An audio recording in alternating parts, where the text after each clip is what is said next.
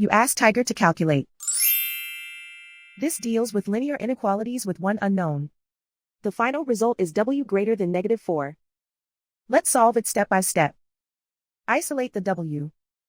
Divide both sides by 3.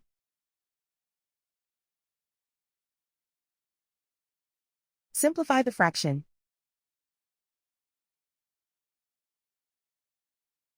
Find the greatest common factor of the numerator and denominator.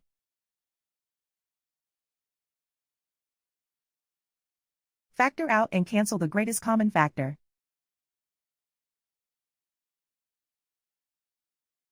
Plot the solution on a coordinate grid.